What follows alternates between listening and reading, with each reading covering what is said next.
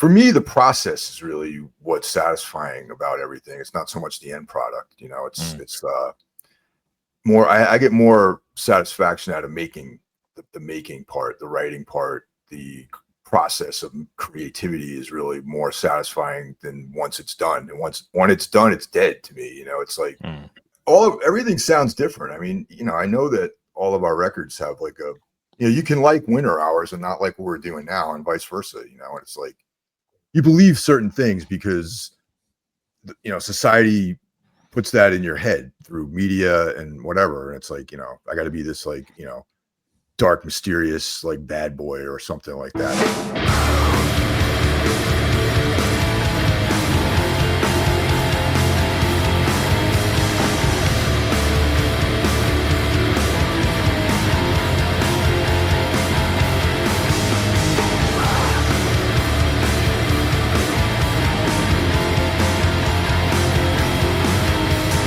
Greetings, Legion. Welcome to episode 293 of Into the Necrosphere.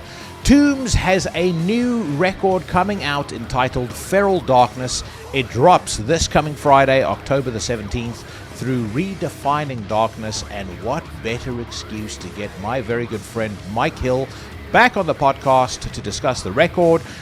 We focused particularly on how his personal experiences over the last 4 years influenced the direction of the album. And of course, we spoke about several of our other shared interests. Always a blast having Mike on. He has been on the show more times than I care to count. This, in my opinion, was undoubtedly our best conversation to date. It's coming your way in just a few minutes, but before we get to that, we have us a premiere on the Sphere. Antichrist Blood Scourge is a black metal project featuring the sinister minister Karl Hikara along with the legendary, the beastly Drugoth. They will be serving up 6 tracks of uncompromising raw black metal on their debut EP Black Flame on Satanic Blood, and that is going to be coming your way this Halloween. For the very first time ever, you, the Legion, get to hear a brand new Antichrist Blood Scourge track. This is Legions of the Antichrist.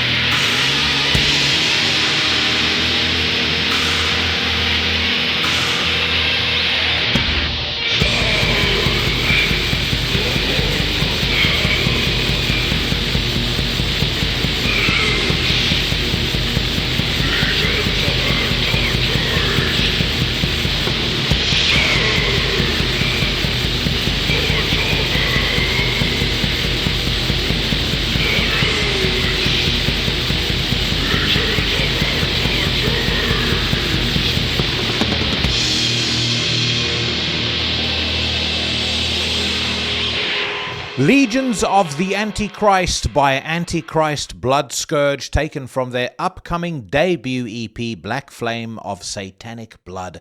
That's going to be released on Halloween on their Bandcamp. I will post the link to that Bandcamp in the description to the podcast. And if you like what you heard, then make sure you head over there. Tell Karl and Drugoth that it was old Jackson at Into the Necrosphere who sent you. Massive thank you to them for choosing Into the Necrosphere to be the staging site of the premiere of their new song. And of course, if you are in an unsigned band and you want me to check out your music, a reminder that you can hit me up on intothenecrosphere@gmail.com. If I like what I hear, I will feature it on the show. Had a bunch of stuff sent to me recently, so a lot of good things coming your way. And once I get that Into the Necrosphere website up and running, that's going to be a perfect way for me to be able to hopefully promote some of the unsigned acts that I feature on the podcast a little bit more. A reminder as well, if you are new to the podcast, that you don't only have Tuesdays to look forward to if you are into metal, horror, or the darker side of life. I am a card-carrying member of the Cosa Nostra of podcasting, known as the Horseman of the podcasting apocalypse, coming your way from Monday to Sunday with the highest quality entertainment. We start on a Monday with Horrorwolf 666, and that's hosted by Brandon Legion. Yours truly, Old Jackson, casts hexes and slays posers right here on Into the Necrosphere every Tuesday. A couple of quick podcast-related updates. First, I have got a bunch of really cool interviews in the tank as we march our way to episode 300 at the end of the year. A couple of nights ago, I recorded a somewhat inebriated but highly entertaining conversation with Chris Pervelis from Internal Bleeding. I did about an hour and a half with Nornagast from Enthroned. I also had on, slightly different for Into the Necrosphere, but I still think worth paying attention to, Roger from Agnostic Front. I'm a big Agnostic Front fan. I'm a big hardcore fan, as I've said many times on the show before. Unfortunately, I didn't get a chance to sit down with him for a long time, so this is only about a half an hour's interview, but when I had the chance to do it, I jumped at it. I think you guys are going to enjoy it as well. So those three will come at you over the course of the next 3 weeks. I am going to be traveling for work, as I've mentioned before, this coming week. So by the time that you're listening to this, if you listen to it in the week that it's released, I am going to be in Phoenix, Arizona for a couple of days, and then in Nashville, Tennessee for a few more. So next week's episode might be slightly delayed, but it's not going to be, I'm not going to skip a week. So, moving swiftly along with the Horseman scheduling, on a Wednesday, we've got this week's guest, Sensei Mike Hill, coming your way with Everything Went Black. We also have my brother from another mother, the Middle Eastern marauder Cheyenne from the band Trivax, hosting another sensational episode of Iblis Manifestations. On a Thursday, we got one of my favorite podcasts of the week, Necromaniacs. That is hosted by Sensei Mike Hill, as well as his co-hosts, the outlaw Mike Scandado and the Professor Jeff Kashid. They review new and old horror movies, always super entertaining, really funny, really insightful, a definite must listen. On a Thursday and on a Sunday, we also have a two-taker when it's Karl Hikara, the Sinister Minister, coming your way with Soul Knox, a curated tour through the dark, the weird, the arcane, and the esoteric. And there you have the Horseman lineup. A final reminder, once the interview portion of this podcast is done, when I'm finished talking to Mike Hill, don't move a fucking muscle, because on this week's News Rant, we are going to be listening to, and I will give you my first impressions of new tracks by Blood Red Throne, Forbidden, Gatecreeper, Phobocosm, Darvaza, and more. I also have some thoughts of my own to share about the news of Aaron Stainthorpe either being ejected or leaving My Dying Bride, depending on whose side of the story you believe. Got some opinions on old Andrew Lee from Ripped to Shreds, calling out Master and Paul Speckman for playing at Metal Threat, and then this week's Swirly is a personal one. You are definitely going to want to stick around for that. That's going to be about an hour or hour and a half or so away. First up, I would like you all to sit back and welcome to Into the Necrosphere for, I mean, again, as I said earlier, who knows how many times he's been on, but he's always welcome. He's a very good friend of mine. He is the inimitable Mike Hill from Tombs. I was just getting Mike reacclimatized to being on Into the Necrosphere by saying how relaxed this is, and I'm not going to catch him out, but I do have something poignant to start this conversation with. Okay. Why have we not yet seen a Tombs Plays Samhain set, as was mooted, as was tabled in 2022, I think? Yeah, dude, there was actually there was a possibility of us doing a show actually down in this thing in Asbury Park, and I was all about it. I'm like, great, we can do like a Misfits Samhain like Halloween thing. And then the show, actually, the promoter had some kind of family emergency or something, and he's like, oh, I have to cancel it. So I was like, maybe next year, But yeah, that's always in the back of my mind because those songs are so fun to play. And I have to say the Samhain stuff, because Glenn, the way he sang in that band, it kind of fits like over the top of the music. So it's very difficult to play guitar and sing those songs, believe it or not. Like when we did the Shift cover, it was like, I sang that without playing guitar because we were in the studio, you know what I mean? So it was like trying to fit where his words are on the riffs is sometimes very difficult, so that would be a real challenge to do that live, I think. But I'm up for the task for that, definitely. But I mean, you wouldn't need more than one guitarist though to do that. It's not like there's these intricate like double leads and things like that going on. So you could have Dan play guitar and you just do vocals. Yeah. That's a concept that we've discussed, but there's something about seeing us live with that full like double guitar like impact. But then again, if we were just doing like a cover set, that might be the way to do it. Because I've sang without playing guitar before, and it's fun. And that might be the perfect format for that. I think it would be so fucking cool. I almost thought you were about to mention this, but it's something I've been thinking about recently because I had Hari from Hooded Menace on the podcast a couple of episodes ago, and we got to talking about. Great, by the way. Oh, genius! But we got to talking about Samhain and about Danzig, and I just sat thinking to myself afterwards, I think it's so important that those Samhain songs are kept alive, because unfortunately Glenn doesn't really, that's the one part of his catalog he never really pays very much attention to. And my personal view, as much as I like everything he's done, that to me is the most special. There's just something about some of the greats from the Samhain discography that's just nothing touches it. I mean, you know how I feel about Samhain. I mean, that's my favorite Danzig band, and it maybe even when it entered my life, as a young guy, and it's just so dark. And the Misfits had like the horror movie comic book element to it, which is like cool, but something about Samhain seemed like even more like real. It seemed like very much like Glenn was tapping into some kind of deeper meaning, to like the sort of darker side of our lives, and tapping into this like very sinister sort of undercurrent, and the first couple of Danzig records I think are like that, but they were definitely, they're great records. I mean, I love Danzig, I love even the new material, but that's like a rock and roll band, and Samhain was just going for something completely unique. And I mean, it's not streaming anywhere. You have to only watch it on YouTube, really. So it's, I mean, we've done some covers. We did Mother of Mercy too, like a few years ago, and that's just like on YouTube. There was just a video for that song, and the Shift was a Halloween favorite, of mine, and we talk about it all the time because we're all. I mean, I'm not a New Jersey native, but the other guys in my band are like Jersey natives, and everyone. He's like Elvis down here, I mean, not even like ironically, like everyone loves Glenn Danzig in New Jersey, and it's like, he's royalty. So we're all about doing that kind of thing, So I'd love to do it. Maybe we'll, something like that is a project you could probably knock out over a weekend and make like a cassette tape or something like that, I think that would be the fucking coolest thing ever. I think do a show on Halloween, like one time only, like advertise it with old school flyers, like the way that it used to get done in the early 80s.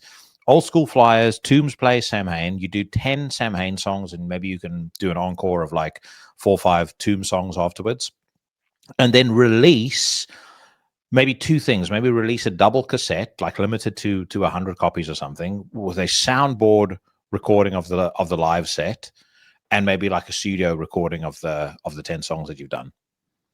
I like that idea, and we're getting close to Halloween, so trying to book something like that now might be challenging. But then again, it's like to do, we could probably work something like that out. Well, don't do it this year because I can't come to New York this year. Oh, but if you do it, I will go on record as saying this. If you do it, I'll go to New York just for that. Well, the guy in Asbury Park, see that. He wants to do it. It's something he does every year. So it's like, next year, maybe that might be the year, and it's not New York City, just to let you know. You have to fly. That's fine. I mean, I'll take a fucking skateboard from the airport if I have to. But no, that is something I genuinely, I would not miss for anything. I'll hold you to that. 1,000%. Okay. 1,000%. My current US visa is until 2029. So from there on out, who knows what's going to happen? South Africa is on the outs with what's there with the US, so they might not take kindly to the old green and gold passport when I present it next time around. But by that point, I should have my British passport as well. But either way, whenever you do it, I will be there.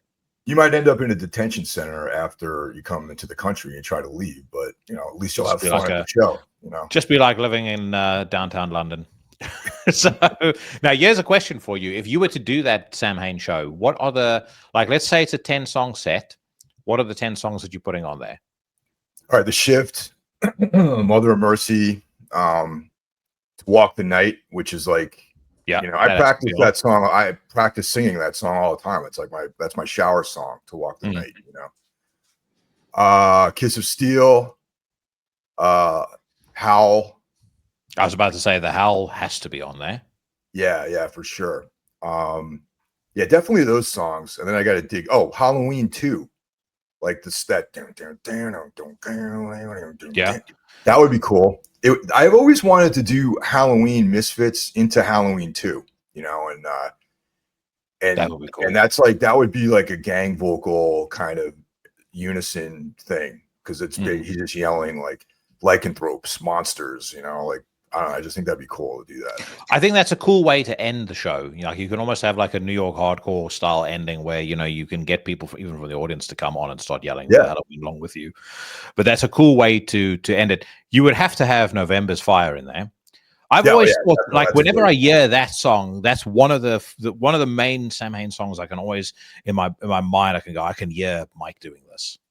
Yeah, no, that's it. They're all that stuff. I mean, they have such a great catalog. The songs I mentioned for sure are definitely would be on that set list, and then it'd be like a free for all to get something, and like, closing the set with Halloween 2 would be cool, because we can grab like, our friends to come up, ex-members of the band. It's like we probably got about 30 guys that used to play in the band that can come up there and do the gang vocals. So There's nothing cooler than gang vocals on stage. Nothing. Oh, yeah. So, but dude, as I said, you can absolutely hold me to it. If you ever do it, I will 100% be there. 100%. I couldn't not see that. And I think, again, as I said, I think it's important that someone keeps these songs alive, because it's a sad thing for me that Glenn doesn't play them live, or even just including one track on a live set. I mean, I know it's not like he's going touring or anything like that, but when he plays live now, especially because it's, I think we're probably running out of the number of times that we're going to have an opportunity to see him. You're right about that. Yeah, it's pretty ominous when you think about it, because like we saw Slayer last weekend out at this like a amusement park fairground, and it was a pretty sick show actually. But you're watching them play, and I'm like, this might be the last time I ever see Slayer. I mean, technically they're broken up, you know what I mean? So this was like like a very special one-off for me at least. And my wife's never seen Slayer, and she's always wanted to see them. So we drove out there, made a weekend out of it, and they were great. And it's like, it's sad, this might be it. I might never see Slayer perform again. I mean, I know Kerry King's got his band, that's playing, but it's just not the same. You know what I mean? No, it'll never be the same. I was there for what was technically meant to be the last London show that Slayer did, and that was back in 2018, I think. And I remember, there was a sense of occasion to that as well. I had an opportunity to go and see them at Finsbury Park when they played here again, but I actually didn't go for the simple reason that I felt like saying goodbye in 2018 was it. And I don't know the analogy that would suit it, because it's not quite like going back to an old girlfriend, but it just doesn't. I just didn't feel the need necessarily to go. But on the flip side, I watched a lot of footage online, and I thought Tom sounded great. I thought the band sounded super tight. And I'm just having a quick gander at the show that you went to see them at. It was a sick set list. South of Heaven, Die by the Sword, Chemical Warfare, 213, which is a song I don't know why they didn't wheel that one out a lot more. When they were, certainly for the last 20 years or so. And then of course Black Magic, Masterpiece. Black Magic is probably my favorite song by Slayer, actually. That song, mine as well. And that song just rips. And it was a great set list, and it was fun. It was just like a fun day. It was a fun night. And Suicidal played. We didn't catch everyone. We got there kind of late, unfortunately. But I know Exodus was on the bill, so Gary Holt did double duty, that day, which is, very cool. There was the I've seen Cavalera before, and they were pretty sick, doing the old Sepultura songs. And that, and then there was some other bands which I'm not really fans of that played as well. But those bands, Suicidal, Exodus, Cavalera, and Slayer, that's plenty for me. That's a sick lineup. And again, kudos to Gary Holt for pulling double duty at the age of 61. Oh, he's that old? Damn. And that's challenging music to play. I mean, Slayer's set was long, and the whole time it's like he's just like ripping. It's just I mean, I imagine him like icing up his right hand, between sets and stuff. After Exodus played, he's iced up, and then he gets ready for the Slayer set. Well, what's interesting about him, I kind of feel like he's been aging in reverse. I remember meeting him in 2004, and he struck me as old then. And obviously, I know he had his issues with alcohol and with drugs and stuff around that time. But it definitely feels to me that since he sobered up, he's been reclaiming years of his life. Instead of taking years off his life, he always seems super energetic when he's on stage. Always, whenever you see him in an interview and things like that, now, he's sharp. The band as a whole, like Exodus, the last time I saw them again was probably 2018, 2019. I mean, they were not fucking around. They really played like young men on that stage. Yeah, no, they bring it, definitely. And it's inspiring, man. I gotta be honest. It's like, it's you back like 20 years ago, when dudes hit that's the 60s, they were done, man. It's like they weren't out there like doing this kind of stuff. Mick Jagger's up there playing, in the 70s. Actually, Steven Tyler at that Black Sabbath, Back to the Beginning. Yeah, I mean, he did one song. It wasn't a Sabbath song. It was a Yardbirds track, but still, he was. Yeah, I mean, I don't know if he had to what kind of drug cocktail he took to get up to do that one song, but he did a great job, and he's like a guy in his 70s, Yeah, he hooked up with The Rock and got some of The Rock's TRT cocktail. Yeah, that's probably some Mexican supplements like that, Yeah, something to that effect. So you are on the eve of releasing, at the point that we put out this episode, it'll be 3 days until Feral Darkness drops. Something I was thinking about in the run-up to us speaking. How much time or how much attention do you pay to pre-release chatter or pre-release sentiment from people that are hearing the singles coming out? Do you have right now, for example, a sense of whether or not there's a high, low degree of anticipation. Like, what's your feeling around how Tombs fans are going to receive this? Well, I know my mom is excited about the record coming out, so that's I pay attention to what she tells me. Yeah. I don't pay attention to these things, man. It's like my friends, like who, like some friends will hit me up and be like, "Oh, that song's pretty cool," and then through like the Tombs like Facebook account and Instagram accounts, I'll get messages, and people seem to be pretty happy with the stuff they've heard so far. But I don't like. It's just like years and years ago, I stopped paying attention to like people's reception to things, because music, and all forms of creative output is like such a subjective thing, and it's like I like it, and doesn't mean everyone else likes it. I mean, most of the things that I like are fairly unpopular, so it's like I don't really pay attention to the overall feel of things. I leave that up to the people at the label, and Katie, who's doing PR for the record, and I just make it, cast it into the ocean, and that's it. And then I go out and play shows. Yeah. I mean, part of what I was thinking about it. Bear with me 1 second. I just need to get the dog to get out. Yeah, otherwise she's going to make a racket in my ear all day. Part of the things, part of what I was thinking about is, if you go back to the release of Winter Hours, for example, you kind of came out with Tombs right around, I think, this tipping point where the whole album and PR cycle for bands changed pretty significantly. And what it is today, is basically a series of podcast interviews, and singles that get put out. And I think that actually, in some sense, bands now have far greater visibility, or they can, if they want, engage with a far broader level of sentiment ahead of the release of a new album. And then another thought crept into my head, and I thought, like, imagine if you're a band, you've worked your fucking nuts off on a record, you put out the first single, and people just absolutely hate it. And that has happened to established bands. I would suggest it certainly happened to Behemoth. I don't think Nurgle really cares, but there are a lot of bands that have put out stuff. These things are meant to be hotly anticipated, and people have just thought they've just shredded it. Yeah, I mean that's the other end of the spectrum, I guess.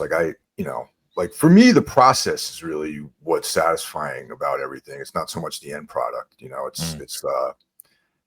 I like more. I get more satisfaction out of making the making part, the writing part, the process of creativity is really more satisfying than once it's done. And when it's done, it's dead to me. It's like I'm out right now. I'm on to other things. I'm thinking about other recordings, other songs, other projects I have going on, and the record, that October 17th date, it's a great thing. Like, I'm happy that the record's coming out, and I feel fortunate that anyone even wants to buy a Tombs record or listen to Tombs at this stage too, and it's like, but it's not like, I don't have it marked on my calendar as like, okay, this is the release date, it's just, it's already part of the past for me, actually, and I'm already looking forward to working on new material already. And like I said, other projects I have going on and different things to focus on. And, and it is, I mean, it's not saying I don't care, but like, I spend very little of my bandwidth because I have a lot of things I got to do every day. And, there's a very small percentage of my bandwidth that goes into perception that other people have of things that I do, because everyone has their own experience with things, myself included. It's like, there's so many records that come out these days, and it's so hard to stay on top of everything. I mean, listening to Into the Necrosphere and also my dialogue with Karl is like how I stay up to date with all the extreme music that comes out. And there's so many great bands that release such great material almost on a daily or weekly basis that, it's such a rich scene. And, yeah, I mean, it's cool when people enjoy the music. I appreciate that. I haven't really I haven't seen really too much negative stuff. I mean, I've seen a lot of negative things over the years, and it's like, you know, people call you a poser, you're this, you're that, you know, you suck, your band sucks, whatever, you can't play guitar, like these things. Like, all right, cool. You know, that's your opinion. You know, it's great. I got other things I got to think about, you know. What's the most ridiculous or the craziest piece of negative feedback or negative comment did you ever saw about yourself or about Tombs? Actually, the funniest thing that, I mean, I'm thinking about when we toured Europe with Black Anvil, like, I don't know, like 10 years ago, maybe longer. Yeah, about 10 years ago. We were playing in Germany, and this dude commented that our patches were oval shaped instead of square. And because we used to have these Tomb patches that were not square, and he was like, that's like not a true metal shape for your patch, right? So I was laughing in this guy's face. I'm like, get the fuck out of here, man. Like, what, are you kidding me? Like, really? You know? And like, so there was that. And then, like, you know, Germans are very frank, you know, as a culture. And, you know, people have been like, oh, the last time I saw you play, you know, you were better or something like that. Or like, this time, you know, wasn't so good. You know, and I'm like, you know, that's like the most like bizarre commentary I've had about, and that's more about the live performance and merch, you know. Like I haven't gotten any direct attacks on like the records or singles or anything like that. No one's ever directly messaged me something negative, you know. This is just out there talking to people at shows, you know. Yeah, no one's messaged you and said, I fucking hate this. You know, how could you make a record like Path of Totality after, you know, Winter Hours sounded the way that it sounded, or something to that effect? No, I mean, you know, and I know those everything sounds different. I mean, you know, I know that all of our records have like a, you know, you can like Winter Hours and not like what we're doing now, and vice versa. You know, and it's like, that's fine. You know, this, I mean, look at Neurosis, one of my favorite bands. Like, they started out as like a hardcore punk band, and those records are way different than Mid Period, and then the Mid Period is way different than the End. You know, the last records they put out. You know, same thing with the Swans. Like, the Swans are this like grinding, you know, just like heavy, almost unlistenable band. I mean, I love their early material, but then they have like acoustic songs. They have this, what they are now, and you know, it is what it is. I like that more than like every record sounding exactly the same. I mean, I like tons of bands that sound like that too, you know, but that's just not how I want to express myself, really, you know. Well, to your point, there's so much music that comes out. There's also, you know, in my mind, increasingly, there's this distinction between what I regard as comfort music, where it's something that I'm not necessarily going to go back to it again and again, but there's something enjoyable. There's something that's comfortingly familiar about listening to it. And then there's the bands that really stand out. And I absolutely agree with you. I think in 2025, it's harder than it's ever been to cut through the clutter for a band, you know, which is why I'm so, you know, that you remember that Drogvale nonsense that I spoke about on the News Rant, of course, with a guy in the fucking, I mean, now, you know, determined to be AI, but the guy in the knight's outfit laying seductively on the roses. But the thing about Tombs is, I mean, you guys cut through the clutter, I feel, basically from the start. I remember when I first heard Tombs, which was many years before you and I started talking, I think what I loved about it was it sounded so distinct. Like, there were certain things that I could hear.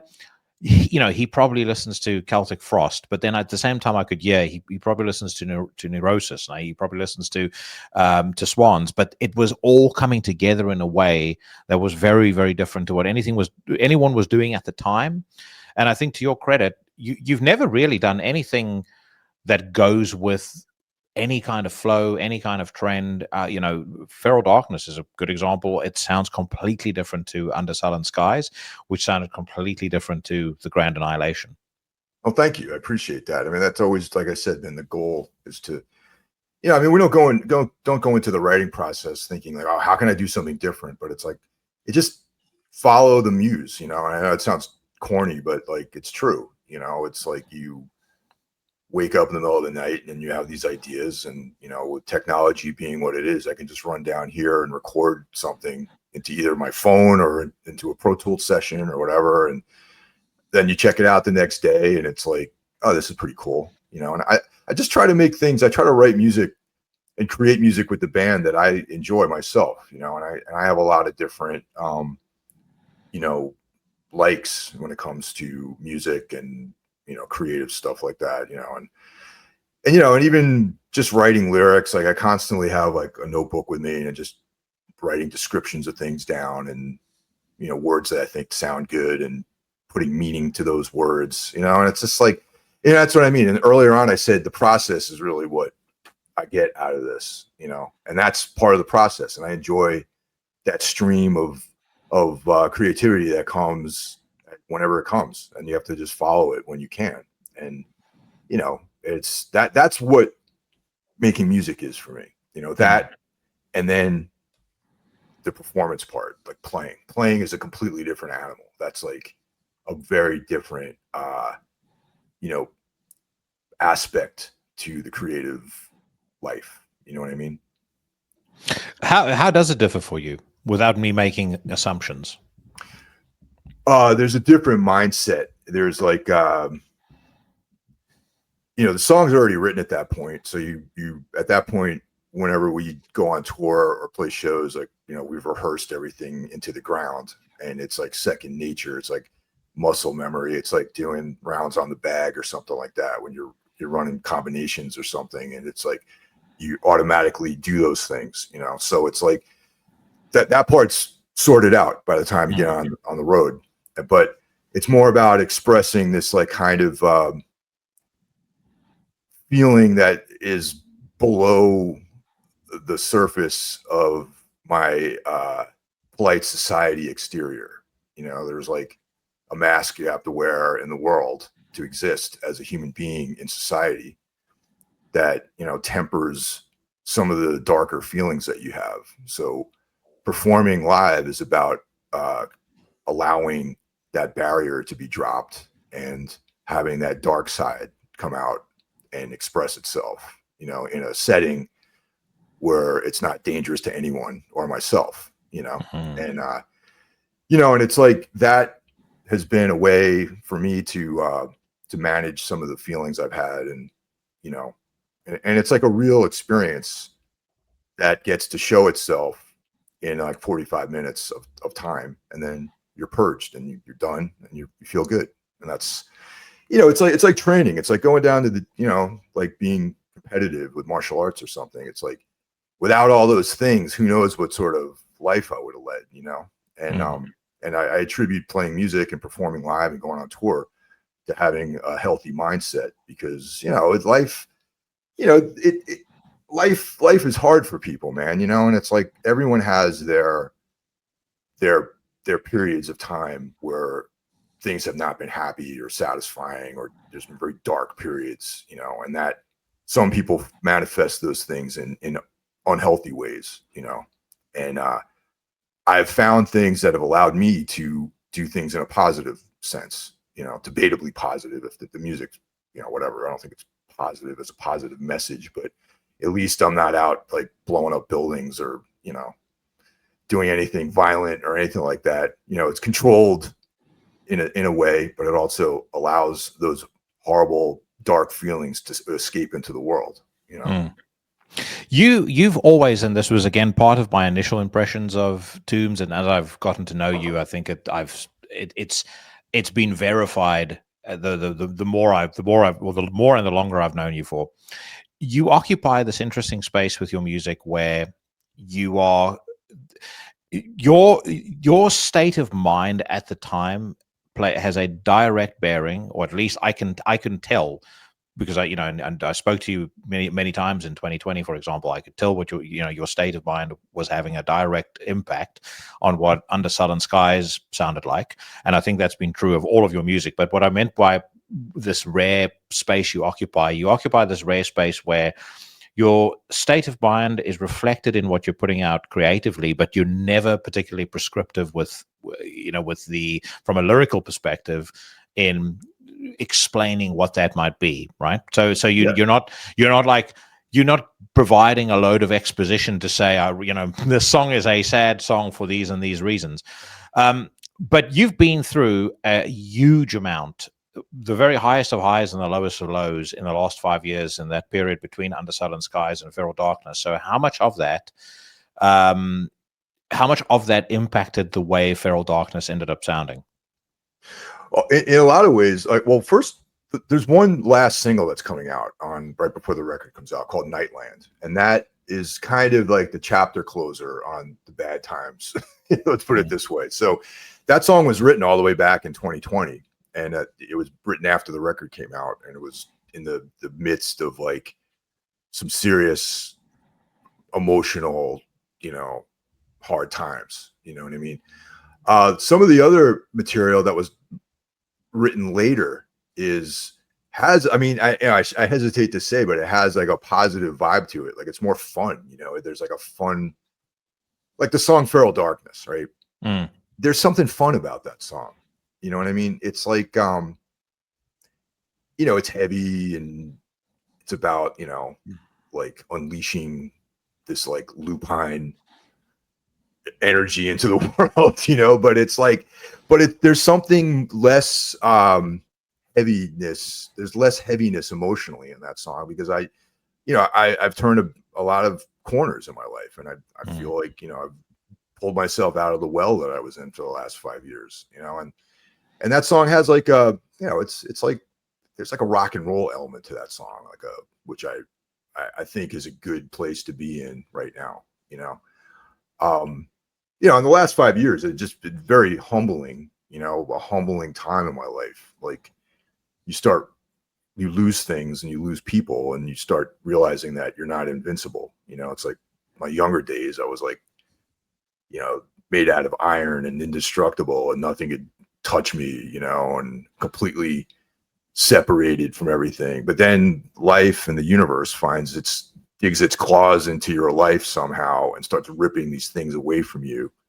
And then you realize that, life is this, very fragile kind of vulnerable thing to be involved with, and then when you regain more of a perspective on that, it feels good to see that the lighter side of stuff, instead of just constant abyss, and that's what the last few years have really felt like for a long time. And now things are different, but it's funny. I had this conversation with Chris Bozzoni from Cadabra Records, and we were he came to one of our shows and we were talking about music and whatever, and I was saying like that certain energy is like it's different than it was a few years ago. And he was like, well, maybe now it's you're writing about things from more of a objective place as far as being subjective with the emotions, the same way like an author would write about, like it's funny, Thomas Ligotti, like he's like one of the bleakest authors out there, and some of my friends like at Carotera Press and, John Padgett, like they know him personally. And they say that Tom's actually a nice guy. Like he makes jokes, like all these things. But if you read his literature, you think this guy just sits in a dark room all day and staring at a light bulb or something, and like completely humorless, and I think that's more the, more of the space I'm moving into right now with things is like, because life doesn't have this darkness around it anymore. Doesn't mean that like, you can't write about those things in a, authentic way. You know what I mean? You can use more of a narrative as opposed to like, this is really, meaningful to me because this is how I felt like 2 minutes ago, So that's kind of like the vibe right now, I guess, I think, and I think again that authenticity actually comes from a place of not wanting to overshare. There's a lot of bands that when a lot of let's say not just bands, let's say musicians, artists, when they are reflecting something negative that happened in their life, they can fall into that trap of oversharing, too much exposition, too prescriptive. And I think when you do that, yes, some people are going to get value out of that, but actually what has carried us all through our toughest times are those songs or books or movies that are presented in a way that I'm trying to find the right words. They just are. So I'll give an example. When right after my my divorce, I've spoken about this on the podcast before.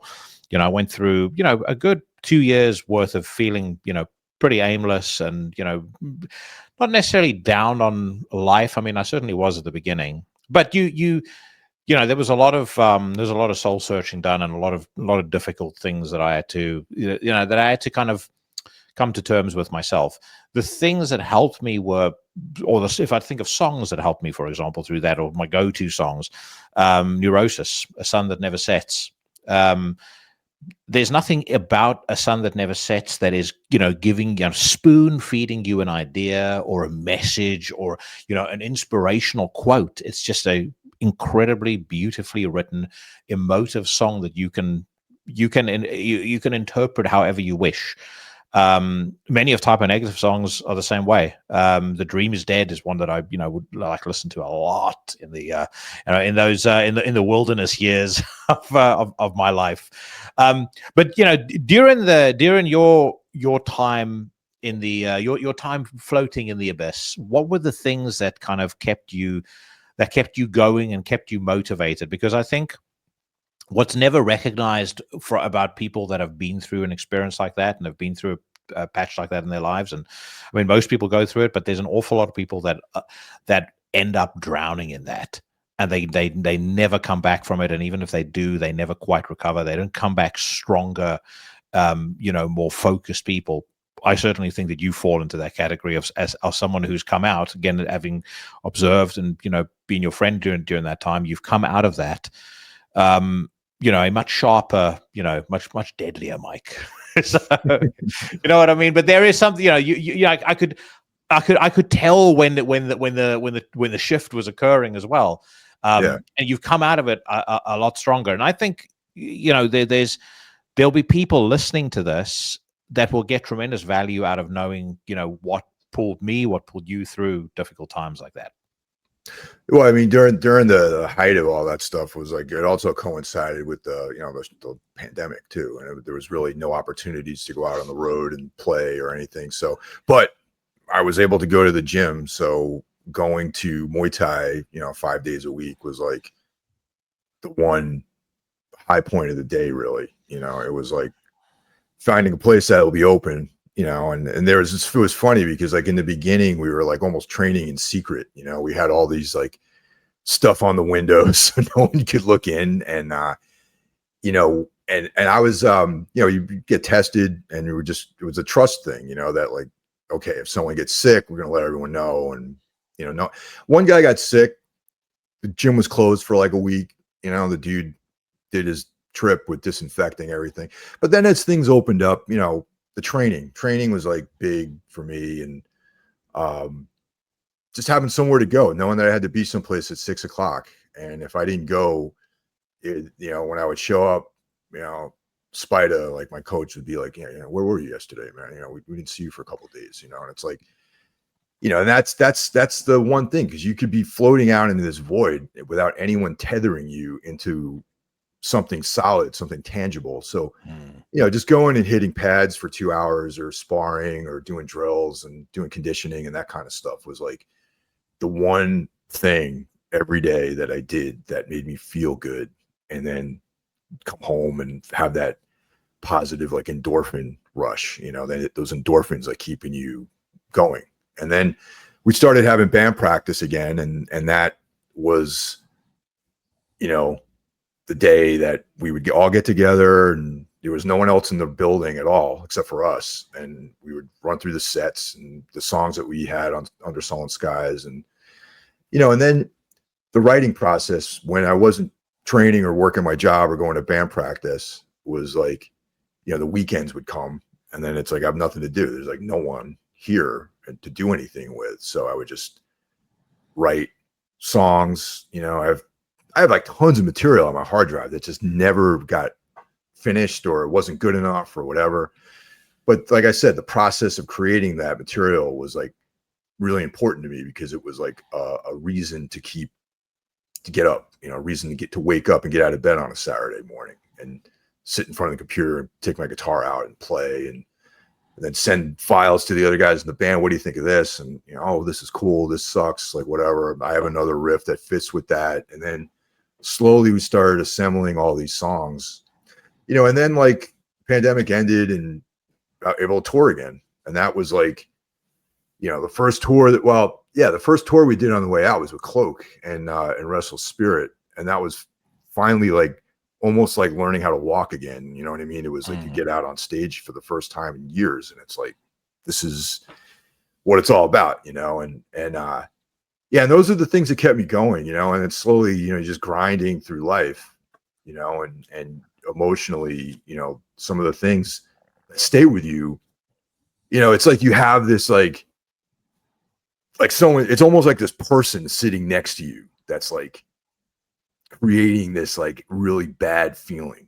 And then eventually that person leaves, and then you're by yourself. And then it's like, okay, things are fine now, you know, and that's part of recovering from like some of the emotional depths that you have to deal with in life, you know.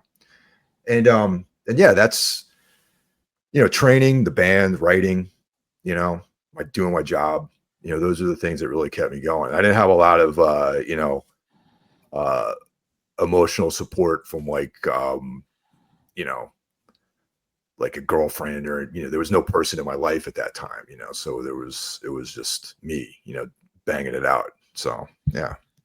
You now find yourself a married man in 2025, but you know, again, this is something that I've reflected on in my own life. I do think that I think a lot of people get into relationships when they're in that place, and I'm very grateful that I had already moved quite significantly beyond that at the point that Paige and I started getting involved, because I don't personally think we'd be married if we'd gotten together 2 years before.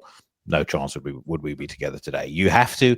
I think a lot of times people feel like there's a need for them to be with someone, or to have, you know, a someone to love in their lives, but they don't necessarily recognize the importance of having. I mean, the old timers use the phrase having your house in order. You know, and it might mean your financial house or whatever the case, but actually it's your mental house, and it's your own personal well-being. If that's not in a place where, to your point, you can operate productively, positively, move forward on your own 2 feet, I think, especially as a man, you've got no hope of a successful relationship. But once you are in that place, you find that, or at least I did, that just things just come together so much more easily. I agree, you know, and I've intentionally avoided being with people like during that period, just because, like, you know, it's unfair to me and it's unfair to anyone else, because I was not in a mental place to be, you know, present for anyone, you know. And, you know, and I've never been like this ladies man either, where it's like, you know, that's not who I am, you know what I mean? So, you know, it's real easy to not be with anyone if you don't want to, you know, especially as a man too. You could just not engage with people, and that's generally what I did, you know. And then, you know, slowly things turned around, and, you know, things are much, much better now, obviously.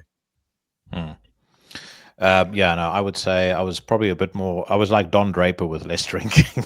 but the first time that I went on a date with Paige, I got home, canceled all other campaigns. I just knew. I was like, and it wasn't.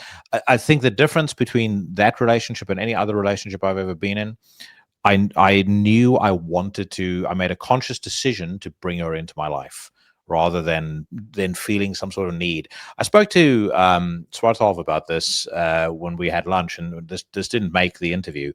And I kind of sorry that it didn't, because I honestly think there are a lot of men in our scene that need to fucking hear this. There are a lot of good men that lie broken on the facade and the ridiculousness of this notion around romance and love that gets created, not just by the music we listen to, but by movies and things like that as well. And they buy into this idea of love being this desperate thing, or this, you know, romance being a fucking Anne Rice novel. And it's like, unfortunately, there's just certain truisms about life that will not change, no matter what music you're into, no matter what scene you're coming from. The reality is, no woman who's of any value wants to be with a man who's a fucking loser and has nothing going on in their life doesn't invest in themselves personally, professionally, mentally. If you don't have those things under control, forget it. You will never be in a relationship with anyone who's not a fucking psychopath. And certainly, even if you're with someone like that, it's never going to turn out well. No, I totally agree with that. And it took a long time to come to that too. I mean, you go through you believe certain things because society puts that in your head through media and whatever. And it's like, I got to be this dark, mysterious, bad boy or something like that to get, but that's not really, and that's the real thing. It's like most women really don't want that. They want a solid guy, who's not going to lie to them, who's, going to show up when he needs to show up and do things when he needs to do things, and be a good partner, and that's the ones who don't want that are the ones you got to avoid, I learned that the hard way too, So have we all. You know what it is? I always think about whenever I think of what Hollywood and what society tries to condition people from our generation into being is John Cusack from Say Anything. And I'm like, that is the fucking worst thing you can possibly be. Oh yeah, some creepy, stalker-ish guy with his radio outside, standing outside that guy would get the cops called on him. You know what I mean? When you have your boombox out in the wrong neighborhood nowadays, you're probably going to get shot as well. So,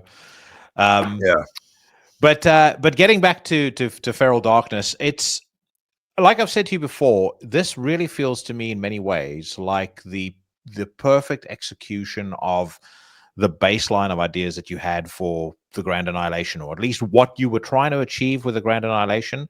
I feel like this does that and then some. I think it's funny. I heard you say that once before, and I thought about that. I really considered it, and I think you're right actually, because I don't think that the band and myself were at a point when we recorded the Grand Annihilation to execute those ideas the way that they really needed to be executed. So a lot of the vocal stuff I did on that record wasn't as developed as it is now, and the songwriting was a little bit different. I think I was stuck in I was still developing. It was an in process kind of thing, and now that process years later has bared fruit, and I think that the newest material that might seem connected to that is definitely more accomplished. I feel solid. I feel good about that. But yeah, I think I agree with that statement. When you say you and the band weren't at a place to execute that properly, do you think it was not in a place as songwriters? Do you think there was a gap there from a songwriting proficiency perspective, or what do you think created that gap? Yeah, it was a songwriting angle, and also and I don't want to throw shade on anybody. The drummer we had at that point wasn't able to execute the tempos that we were attempting to play at. And drummer we have now is totally comfortable playing at those faster tempos. And that, like I said, the guy's a great drummer. He just is a different style. You know what I mean? And I just think that the focus that we had was lost along the way in making that record. It was we had too many ideas and didn't focus on the right ideas. You know what I mean? And then there was this sort of extraneous stuff that might not have been as developed properly, and then it just ended up on the record. That's pretty much how I feel about it. That was an Eric Rutan album though. Yeah, Eric produced that record. Yeah. Did he ever, if you talk about having, because you can hear there's a lot going on there in terms of different ideas, influences, everything like that coming together. Did he ever mention anything about that and go maybe you want to focus a little bit or you want to shave or does he tend to be more fixated on the technical aspects of the recording? Yeah, Eric is more on the technical aspects and performances overall. He is meticulous about listening to how you're playing, and that's when the sort of tempo stuff came up with the drumming. Excuse me.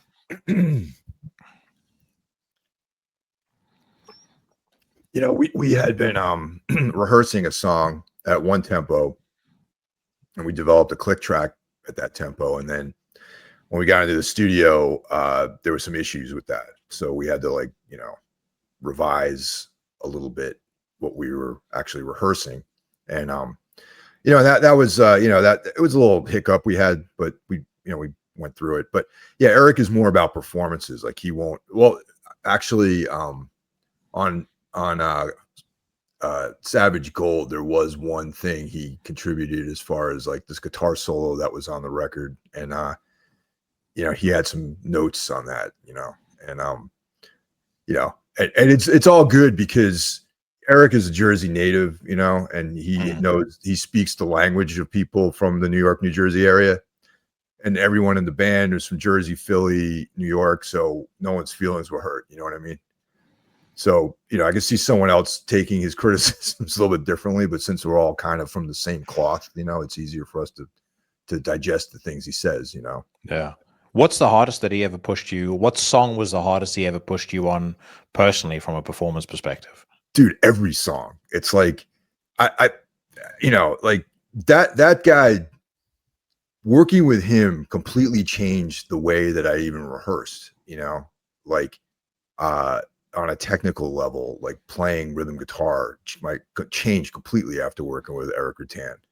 You know, I just remember, like, you know, you probably reach this time yourself when you're just depleted completely. It's when I think of that dark place you're in sometimes when you're gassing out, when you're like, you know, fighting someone, you know what I mean? And it's like, you're tired and you don't think you keep your hands up anymore, you know, and you're just getting punched over and over, you're taking shots. And it's like, there were times where I felt like that's what it was like working with Eric, man. It was just like, man, I can't go on anymore. You know, it's like, no, you know, it's the last three notes here, you know, and I'm like, yeah, but yeah, you get through it, you know, and it's like, you figure out a way, you know, and like, that's, that was, you know, I mean, look, I love Eric Rutan. He's like one of my favorite people in the whole world, man. And, he's just a hard, you know, you pay him to make a record for you and he makes a record, you know what I mean? Like, he will get the best out of you. And I respect that, you know? And, you know, I can't pinpoint any particular song, cause I know, like, there was a lot of moments like that where I was just like, man, this is like, it sounds good to me, you know, but it's like, it wasn't good enough, you know, but I that's why that record sounds like so spot on and tight, you know.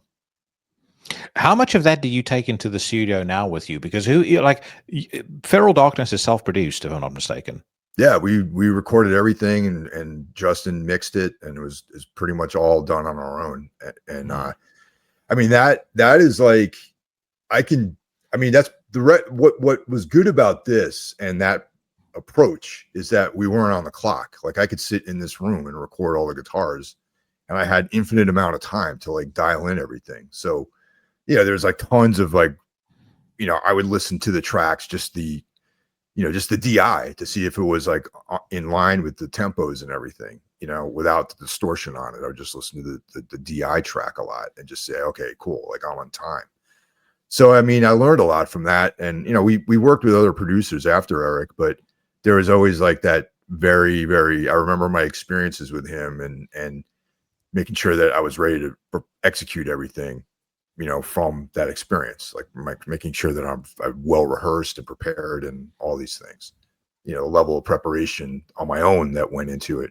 You know, prior to working with Eric, it's like, I thought that it was like cool just to like, all right, we're going to run these songs together as a band and, you know, I'll practice a little bit at home. But after that, it's like, I had to scrutinize like every aspect of my playing, and I had to really be on my toes. And that's why, like, he's an incredible player. That's why he's, you know, all of his efforts are, you know, I mean, you know, Ripping Corpse, you know, Hate Eternal, his work in Morbid Angel, his work in Cannibal Corpse. It's like, he's the best, you know, he's like one of the top rhythm guitar players ever, you know, and because of that level of scrutiny.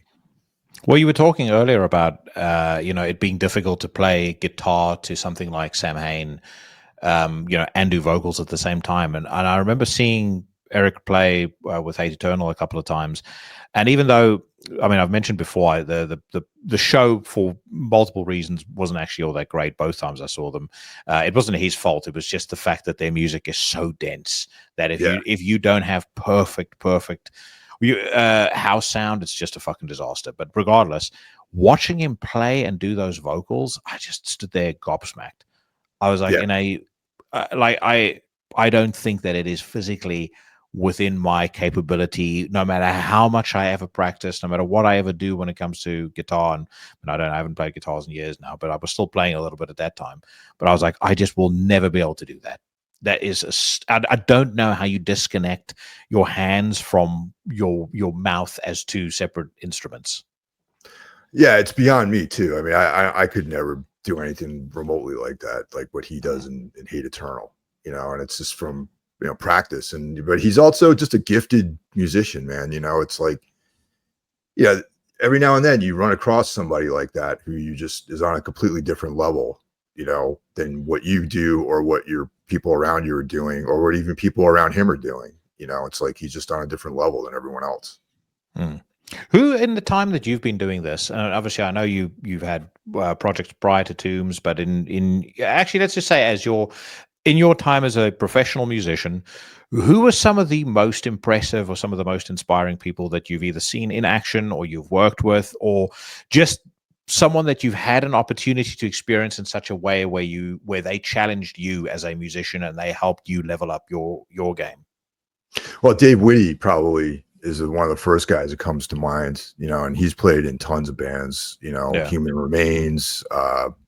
He's in, Municipal Waste right now. And like one of the, he was in Burnt by the Sun. Burnt by the Sun. That's his name without mentioning Burnt by the Sun. Yeah, you're right. Yeah. I mean, my old band played tons and tons of shows with Burnt by the Sun, and they watching him play, and watching that band play too, are just like, all those guys are just incredible players. But Dave was like someone. I mean, I've known Dave for a really, really long time. Back like 20 something years, our friendship goes, and watching him perform within those decades of our friendship, I'm just like, man, this guy is a truly like special musician, and he can, what he brings to the table as far as his playing goes makes the band, even like, like Discordance Axis, like all that sort of stuff is like incredible, playing, so Dave is someone that I've always has inspired me to like, try to like push myself to different heights with my own creativity and playing and, that kind of thing. Ben Wyman from Dillinger Escape Plan, even though I'm not a fan, I respect, but I am not a Dillinger Escape Plan fan. I do not like their music, but you got to give him, the guy is like a virtuoso, you know what I mean? And my old band has played many shows with them. Tombs has played with Dillinger too, actually, on festival dates. But watching that dude play and go crazy on stage like that is beyond. I can't even imagine jumping into the crowd or swinging from, whatever trapezes or whatever those guys do, and not missing a note like that is like incredible. I've always looked up to him as a player, man. He's really like, he's like one of these guys that they're gonna have a documentary about someday, I feel. Aaron Turner, from ISIS and Sumac, I've always respected him very deeply on a creative level. Like I've watched him basically create a band from nothing, ISIS, and become, like this, I would say, commercial success, really. I mean, towards the end of their career, they were really, they had transcended just being a metal band, or, they actually had mainstream fans, like people who like Tool like them, because they toured with Tool a bunch of times, or at least once, I think. And this is going to be very unpopular, this next one, but Scott Kelly from Neurosis, I know that he's gotten his personal problems that he's dealt, but I have to be honest, my entire life I've looked up to him, man, as far as a creative person, and someone like we were talking about earlier about expressing yourself, expressing like really, really dark hard times, but not in a literal sense. You know, him and Stephen Von Till. Well, Von Till I have to mention too, because both of them are able to use language in a way that encapsulates those feelings without telling you a story narratively. You know, it's like they can put words together and put moods together and make a you know, a feeling, create like an emotion, and that's really been what I've always aspired to do with my stuff here, you know, with Tombs. Specifically with Tombs, I've tried to do that. And you know, in a lot of ways, like Neurosis is probably one of the bigger influences on the band. And I have to mention both of those gentlemen. You know, they're just incredible to me, you know. Do you think we've heard the last of Scott Kelly? I have no idea, man. I mean, you know, I know Scott a little bit, I know Steve a little bit, but I'm not in touch with those guys like that, really. I really think it'll be such a shame if that is the case, because it'll always. I come back to the circumstances under which he, I mean, basically announced his retirement from the music business, and I try and kind of go through my head how I feel about that, because Neurosis is such an important band to me. You know, and it's never good when, you know, somebody who you look up to, you know, even just as a musician. I mean, I never knew him, so I didn't know whether he's a, you know, good dude or a bad dude. But, you know, when somebody has a moral failing the way that he, you know, very publicly admitted to, it's hard to deal with that. But then at the same time, you also look at it and you go, he owned up to it. From my understanding, there's been nothing that has come up since. There also has to be a point where you go, you admitted that you did something wrong. You look to get help and correct the problem. Like you cannot hold a grudge against somebody until the end of time. And then equally, I just refuse to buy into the idea that because he's had a moral failure as a human being, like, how can you possibly write off his music? Well, you can't. I mean, you know, you can't do that. I don't think that's fair. I think that's hypocritical to do something like that, because I mean, if you want to really dig into the moral character of people that are creating things, you know, like, you have that there's a person, and then there's their creative work, and they're two different things. You know, it's like, yeah, Burzum. I talk about Burzum. Like, I love Burzum is another important band, person, whatever, for me. You know, I love Burzum. You know, do I like Varg? You know, Christian? You know, no, because I don't think he and I would ever really get along, and I don't agree with his far right ideologies and you know, racist viewpoint. But his music is fantastic. His music is inspirational to me. You know, so if I can, like, you know, appreciate that, then why can't people appreciate Scott Kelly and Neurosis because of having some emotional, moral dilemma that he's dealt with?